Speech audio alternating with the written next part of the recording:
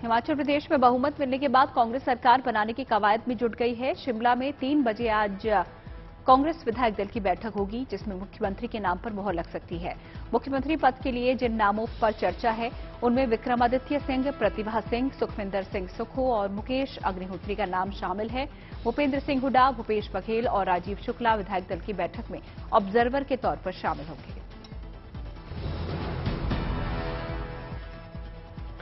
हिमाचल में सीएम पद को लेकर शुरू हुए घमासान के बीच कांग्रेस को अपने विधायकों की खरीद फरोख्त का डर भी सता रहा है। छत्तीसगढ़ के सीएम भूपेश बघेल ने विधायकों की खरीद फरोख्त की आशंका जताई है और इसके बाद विधायकों को चंडीगढ़ या रायपुर भेजने का प्लान तैयार होने लगा है। हालांकि शाम होते होते प्लान में बदलाव हुआ और फिलहाल विधायकों से शिमला में ही रुकने के लिए कहा गया है। हिमाचल प्रदेश में कांग्रेस ने 68 सीटों पर हुए चुनाव में 40 सीटों पर जीत दर्ज की है।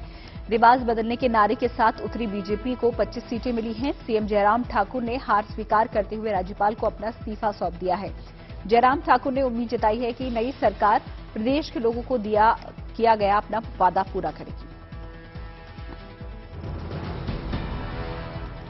उधर गुजरात में बीजेपी ने 156 सीटों के साथ जीत का नया रिकॉर्ड बना दिया है।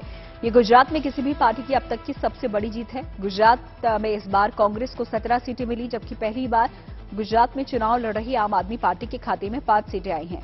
गुजरात बीजेपी अध्यक्ष सीआर पाटिल ने बताया कि भूपेंद्र पटेल 12 दिसंबर को दोपहर 2 बजे दूसरी बार गुजरात के मुख्यमंत्री पद की शपथ लेंगे। शपथ ग्रहण समारोह में पीएम मोदी, केंद्रीय गृह मंत्री अमित शाह भी मौजूद रहेंगे। गुजरात और हिमाचल प्रदेश के चुनावी नतीजों के बाद पीएम मोदी ने दिल्ली में बीजेपी हेडक्वार्टर में कार्यकर्ताओं को संबोधित किया और जनता का आभार जताया। पीएम मोदी ने कहा कि जनता जनार्दन के सामने नतमस्तक हूं, ये जनादेश अभिभूत करने वाला है। पीएम मोदी ने यह भी कहा कि यहां भारतीय जनता पार्टी प्रत्यक्ष नहीं जीती, वहां बीजेपी का वोट शेयर लोगों के स्नेह का साक्षी है। उन्होंने हिमाचल की जनता को भी भरोसा दिया है कि विकास जारी रहेगा।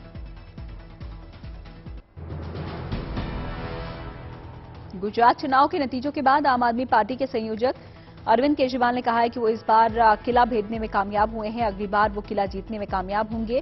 केजरीवाल ने कहा कि आम आदमी पार्टी राष्ट्रीय पार्टी बन गई है। गुजरात में वोट मिलने के बाद आम आदमी पार्टी को राष्ट्रीय पार्टी का दर्जा मिल सकता है। राज्य में मिले वोट शेयर पर अरविंद केजरीवाल ने कहा कि जितने वोट गुजरात में आम आदमी पार्टी को मिले हैं, उनके हिसाब से कानूनन अब आम आदमी पार्टी राष्ट्रीय पार्टी बन गई है।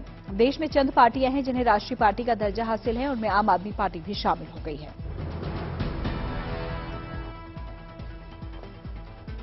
गुजरात चुनाव में कांग्रेस के हार के बाद प्रभारी डॉक्टर रघु शर्मा ने पद से इस्तीफा दे दिया।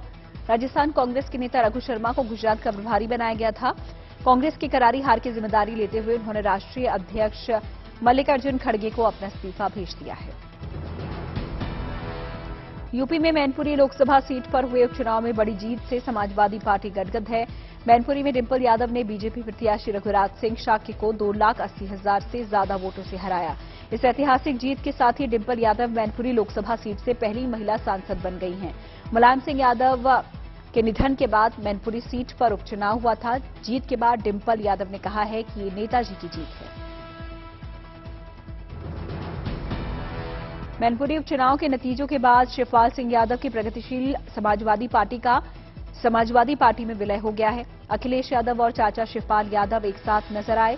अखिलेश यादव ने कल शिवपाल से मुलाकात की और उन्हें पार्टी का झंडा थमाया। शिवपाल ने कहा कि 2017 तक प्रदेश की राजनीति में सक्रिय रहेंगे।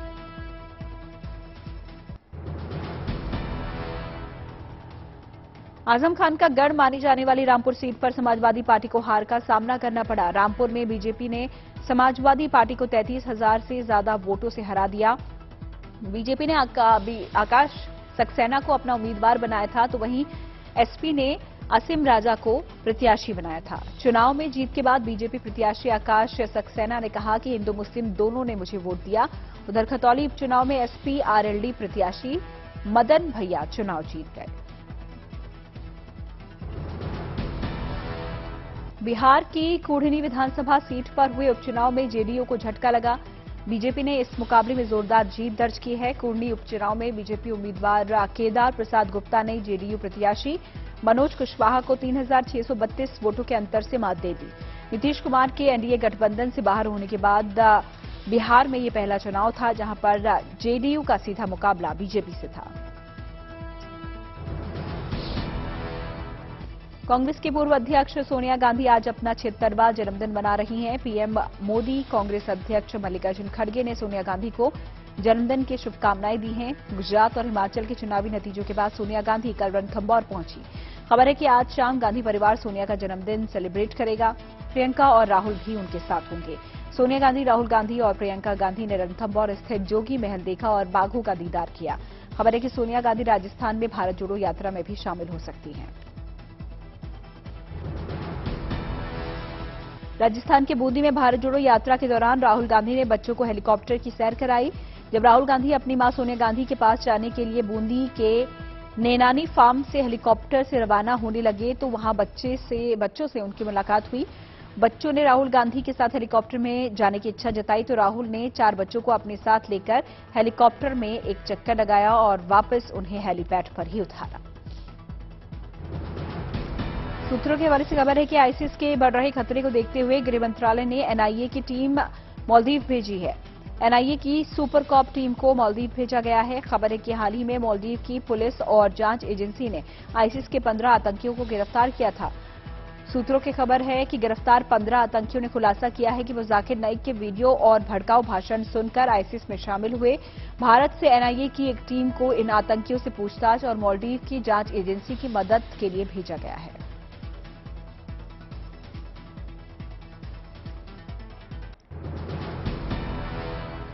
मौसम विभाग ने तमिलनाडु और पुडुचेरी समेत दक्षिण के कुछ राज्यों में 2 दिनों तक भारी बारिश की संभावना जताई है। दरअसल बंगाल की खाड़ी में गहरा दबाव बन गया जिससे वहां पर मेंडूस नाम का तूफान तैयार हो रहा है और मछुआरों को इन राज्यों में समुद्री तटों से दूर रहने की हिदायत दी गई है। भारी बारिश और चक्रवात तूफान मेंडूस के कारण चेन्नई, कुड्डालोर, विल्लुपुरम, कांचीपुरम से सभी स्कूल और कॉलेजों को बंद रखने के आदेश दिए गए हैं। एनडीआरएफ और बचाव दलों के जवान चेन्नई समेत तमाम तटीय इलाकों में तैनात हैं ताकि तूफान से किसी भी अनहोनी की स्थिति से तत्काल बचा जा सके और राहत और बचाव की कार्रवाई की जा सके। तमिलनाडु के 6 जिलों में एनडीआरएफ की टीमें तैनात की गई हैं।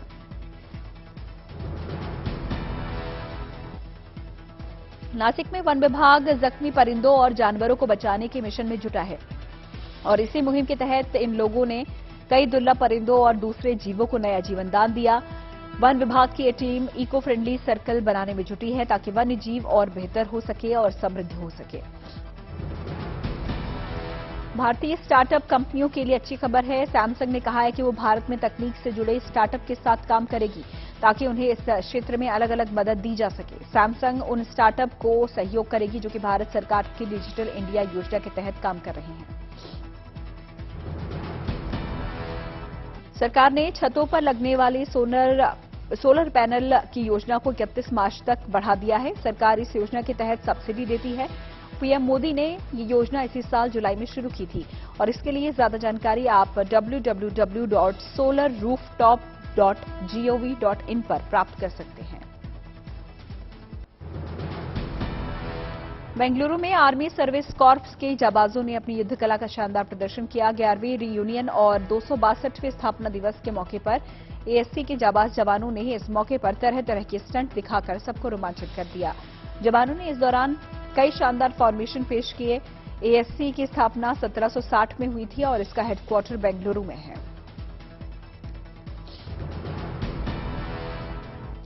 कोयंबटूर में ये जश्न किसानों की कामयाबी के लिए मनाया जा रहा है। यहां पर एक कृषि उत्पादक संगठन ने सालाना 17 करोड़ से ज्यादा का टर्नओवर हासिल करके इतिहास रच दिया। इस संगठन की ओर से करीब 6000 एकड़ जमीन पर नारियल, सब्जियों और दूसरी ऐसी चीजों का उत्पादन किया जाता है जिससे किसानों को आमदनी हो रही है। जम्मू कश्मीर के श्रीनगर में शास्त्रीय और सूफी संगीत को बढ़ावा देने के लिए सांस्कृतिक कार्यक्रम का आयोजन किया गया। स्पीक मैके और एक स्थानीय संगठन की ओर से किए गए इस कार्यक्रम में कमाल साबरी समेत कई नामी संगीतकारों ने शिरकत की और तराने छेड़े। संगीतकारों ने कहा कि वो संगीत के जरिए अमन का संदेश देना चाहते हैं। जम्मू कश्मीर के बांदीपुरा में ट्राइबल विंटर फेस्टिवल का आयोजन किया गया। इस दौरान लोग लोक संगीत की धुनों पर थिरकते नजर आए। कुछ समय तक यहां लोगों ने कल्पना भी नहीं की होगी कि कभी इस इलाके में लोगों की इतनी भीड़ इकट्ठा होगी और उत्सव का ऐसा माहौल होगा, जहां पर एक साथ डांस, म्यूजिक, ड्रामा के साथ ही खेल का लुत्फ उठाने का मौका मिलेगा। पर्यटन विभाग का मानना है कि कश्मीर की लोक संस्कृति को बढ़ावा देने से यहां के लोगों के लिए रोजगार के मौके भी बनेंगे।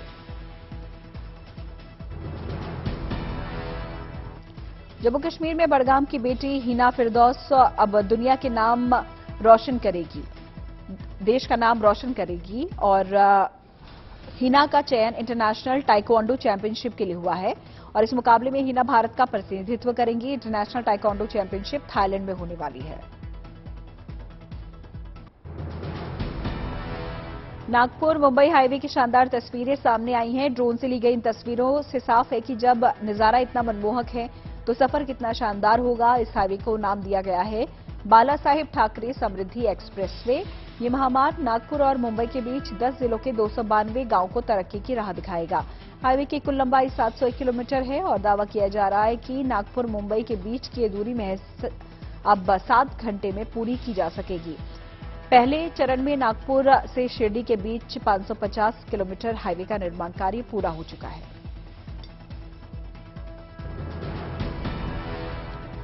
मुंबई के लोगों के लिए एक अच्छी खबर है। महाराष्ट्र के मुख्यमंत्री एकनाथ शिंदे ने मुंबई की सड़कों को पूरी तरह से गड्ढा मुक्त करने का अभियान छेड़ दिया है। सीएम शिंदे ने कहा है कि मुंबई की सड़कें अगले 2.5 साल में पूरी तरह से गड्ढा मुक्त हो जाएंगी। शिंदे ने यह दावा गेटवे ऑफ इंडिया पर बीएमसी के मुंबई ब्यूटिफिकेशन प्रोजेक्ट को लॉन्च करने के दौरान किया है। शिंदे ने भरोसा दिलाया कि 1 या 2 महीने में मुंबई शहर में बदलाव देखने को मिलेगा। मुंबई को खूबसूरत बनाने के लिए जगह जगह वॉल पेंटिंग और एलईडी लाइट्स लगाई जाएंगी और साथ ही मुंबई में 10,000 नए टॉयलेट्स भी बनाए जाएंगे।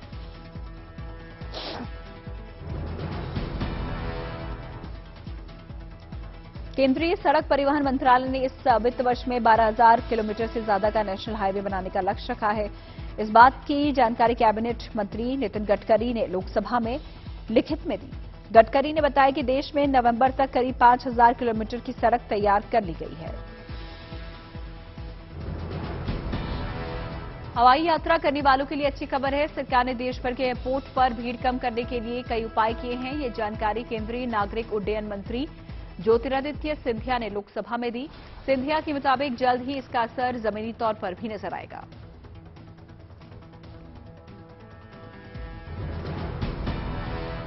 एयर इंडिया में सफर करने वालों के लिए अच्छी खबर। कंपनी अपने 40 बोइंग विमानों को नया जैसा बनाएगी। इस दौरान इंटीरियर को पूरी तरह बदल दिया जाएगा। साथ ही अच्छी सीटें और मनोरंजन की सुविधा भी मौजूद होगी।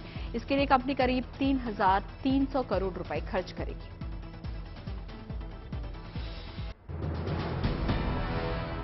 कतर में खेले जा रहे फीफा वर्ल्ड कप में आज से क्वार्टर फाइनल मुकाबले शुरू होंगे। इसका पहला मैच क्रोएशिया और ब्राजील के बीच रात 8:30 बजे खेला जाएगा, जबकि दूसरे क्वार्टर फाइनल में हॉलैंड और अर्जेंटीना की टीम ने आमने सामने होंगी। बेल्जियम फुटबॉल टीम के कप्तान इडेन हैजार्ड ने संन्यास का ऐलान कर दिया। उनकी टीम फीफा वर्ल्ड कप से बाहर हो चुकी है। 31 साल के हैजार्ड इस टूर्नामेंट में एक भी गोल नहीं कर सके थे। भारतीय महिला क्रिकेट टीम और ऑस्ट्रेलिया के बीच आज शाम 7 बजे से T20 सीरीज की शुरुआत होगी। इसका पहला मैच मुंबई के DY पाटिल स्टेडियम में खेला जाएगा।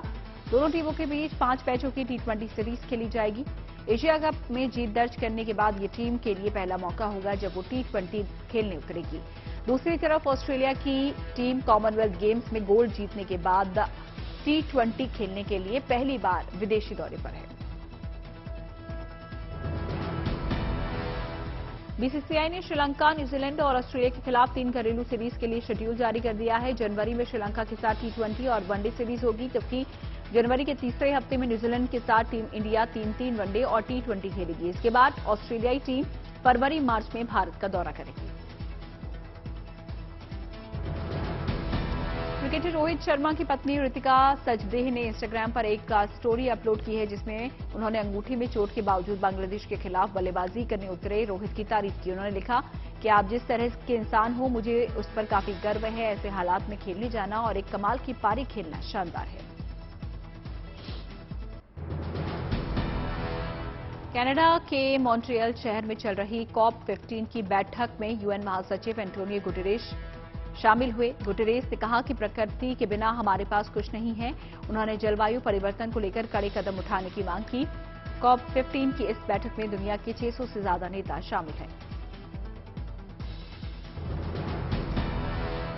रूस और यूक्रेन में जारी जंग के बीच रूसी सेना बेलारूस सीमा पर बड़ा सैन्य अभ्यास कर रही है। रूस बेलारूस सीमा पर यूक्रेन के हमले के मद्देनजर सैन्य अभ्यास कर रहा है। हाल के दिनों में दोनों देशों ने एक बार फिर गोलाबारी तेज हो गई है।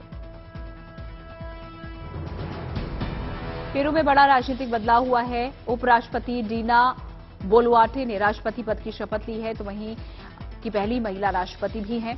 और इससे पहले पेड्रो कैस्टेलो को वहां की संसद ने वोटिंग कर राष्ट्रपति के पद से हटा दिया था। फिर कैस्टेलो को गिरफ्तार भी कर लिया गया था। नेपाल की संसद में के लिए हुए आम चुनाव के बाद अब प्रधानमंत्री शेर बहादुर देउवा के नेतृत्व वाले गठबंधन ने सरकार बनाने की कोशिश तेज कर दी है और इसके लिए गठबंधन कुछ और दलों से बातचीत करने में जुटा है। देउवा के गठबंधन को 275 सीटों में से 136 सीटें हासिल हुई हैं, लेकिन वो बहुमत से 2 सीट दूर हैं।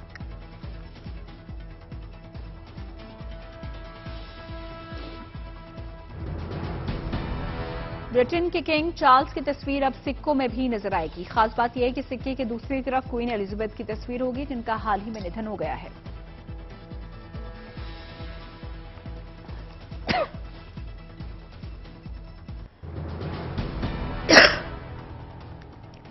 मंगोलिया में जारी भारी विरोध प्रदर्शन के बीच प्रधानमंत्री ने प्रदर्शनकारियों से मुलाकात की। पीएम ने कोयला घोटाले से जुड़े मामलों को सुलझाने और जांच की बात भी कही। प्रदर्शनकारी कोयला चोरी को लेकर सरकार पर भ्रष्टाचार के आरोप लगा रहे हैं। इजरायली कब्जे वाले वेस्ट बैंक में इजरायली सैनिकों और फिलिस्तीनियों के बीच एक बार फिर से हिंसक झड़प हुई है।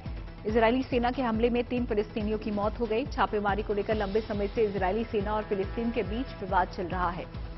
इसमें अब तक कई लोगों की जान जा चुकी है।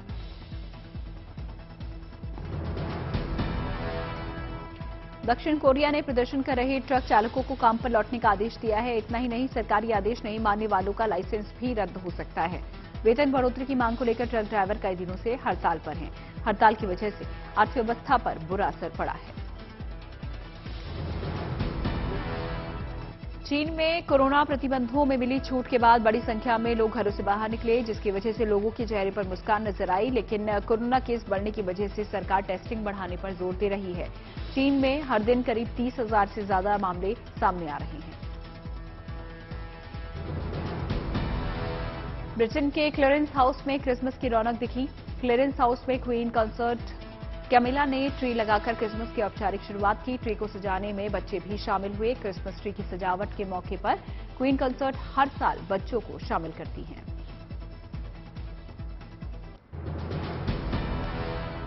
अभिनेता वरुण धवन के प्रशंसकों के लिए अच्छी खबर। यूपी के नोएडा में मैडम तुषाद म्यूजियम में वरुण धवन का मोम का स्टैच्यू लगाया गया है। इससे पहले अमिताभ बच्चन, सलमान खान और शाहरुख खान समेत कई बड़ी हस्तियों के भी स्टैच्यू यहां लगाए गए।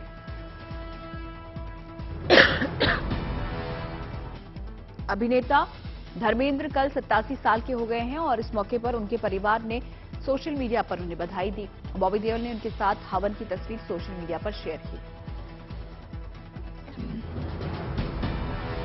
दीपिका पादुकोण फिल्म सिंघम अगेन में नजर आएंगी। डायरेक्टर रोहित शेट्टी ने इसका ऐलान कर दिया है। दीपिका इससे पहले रोहित की फिल्म चेन्नई एक्सप्रेस में भी काम कर चुकी हैं। तुषार कपूर और सीरत कपूर यूपी के मथुरा पहुंची, जहां उन्होंने अपनी फिल्म मारीच का प्रमोशन किया। तमिल अभिनेत्री सीरत कपूर इस फिल्म के जरिए हिंदी सिनेमा में डेब्यू कर रही हैं। फिल्म बंदा में मनोज वाजपेयी का पहला लुक जारी कर दिया गया है। कहा जा रहा है कि फिल्म की शूटिंग पूरी हो चुकी है। मनोज वाजपेयी एक वकील के किरदार में इसमें नजर आएंगे।